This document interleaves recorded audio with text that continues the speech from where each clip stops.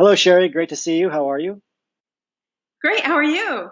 Doing very well. Thank you for joining me. I appreciate you being here. And as you know, we're opening up enrollment into the association again soon. We'd like to talk to PhDs such as yourself who have come through the program to transition successfully into industry.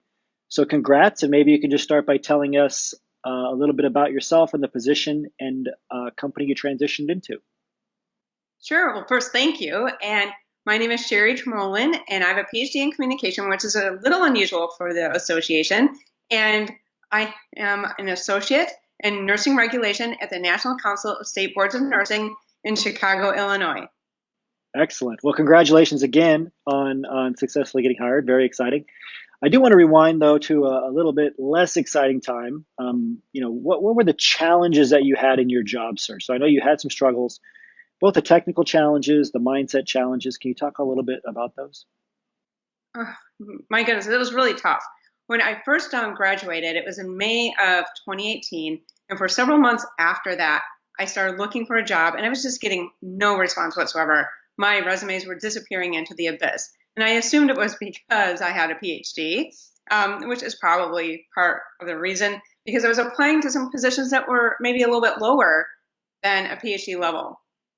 But I was getting quite frustrated. And then one day, one of my PhD colleagues from my program posted about the CSA, and I saw that, and I started like looking at the blog and watching some of the webinars, and I was like, wow, this is really helpful because I was just feeling just miserable that there wasn't a natural progression for someone with a PhD in communication to end up in like pharmaceutical industry, like there's like for some of the STEM people that are in the association. Like if you have a PhD in chemistry, maybe you've been working in a lab and you can go into a corporate lab. But there's nothing like that for communication. So where should I end up?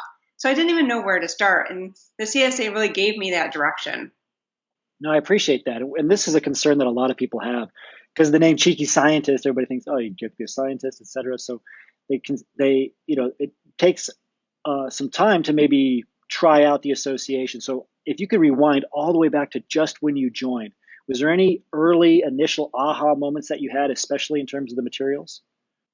Oh my goodness. Yeah. I mean, one of the things I really liked were the modules because the modules, for those of you who haven't been in the association yet, the modules are like taking online classes on how to apply for jobs. And it's very systematic. So those of us that have PhDs, we're all into logic. We like things to be in nice logical stages. Do this, then this, then this. And that's it's all set up for us. And so I really found that useful about thinking through like what I want in my life, what kind of job I want, but also like the lifestyle I wanted, my professional lifestyle, thinking through all of those aspects of my future and trying to figure out where I might end up was really, really helpful.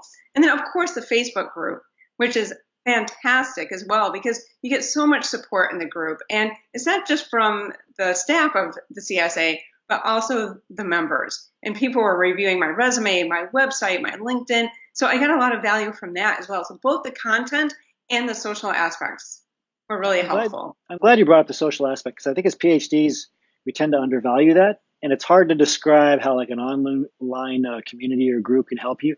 Can you explain it a little bit more in terms of responsiveness, diversity of answers, like what for somebody that's never been in a group like that?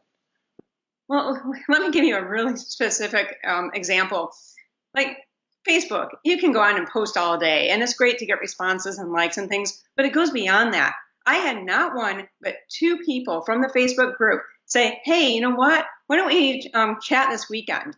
Why don't we chat sometime during this week? And so I met one person called me on a Saturday morning when he could be spending time with his family and his friends and just relaxing and not working. And he spent an hour on the phone with a complete stranger giving me advice on a particular career path. I mean, and this Wow. is someone I just met through the Facebook group. An hour of his Saturday morning. I think that's astounding. And then another person from the CSA spent like over an hour with me on Skype one night and just chatted about my job search, my frustrations, and really just like a counselor. And we're talking back and forth about some of the things that we were experiencing. So the Facebook group is great when you're in the group and sharing stories and sharing your resume and getting feedback, but it goes far beyond that. People will actually spend one-on-one time with you and outside of that Facebook group. No, I appreciate you sharing that because a lot of people don't mention, how interactive the group is outside of the group as well. Last question I always like to ask is, because we're PhDs, we tend to think very carefully and critically about decisions like joining a group, joining the association. Did you have reservations before joining, and if so, how are they alleviated after you joined? Oh my goodness, yes. I'm cheap. I'm very careful with money, and I thought, wow, this is kind of expensive. Am I going to get the value out of it that I'm putting into it cash wise? Well, in the meantime, I thought I should probably look at some other options and compare what's out there. And so I had a 1 hour call with someone who's in the Chicago market who focuses specifically on marketing and the communication industries, which is my field. The cost of her service, which was not forever, which was just for a few weeks, was $9,000. And she would do a resume review, look over my LinkedIn, do a few calls with me, and that was it. Wow. And I was like, what? So I talked to my husband that night and I said, just to let you know, I'm signing up for TV. And he's like, okay. And I was really relieved once I joined the group and I saw like what value I was getting for the very small amount of money I spent on it comparatively. And I had a lot more interaction.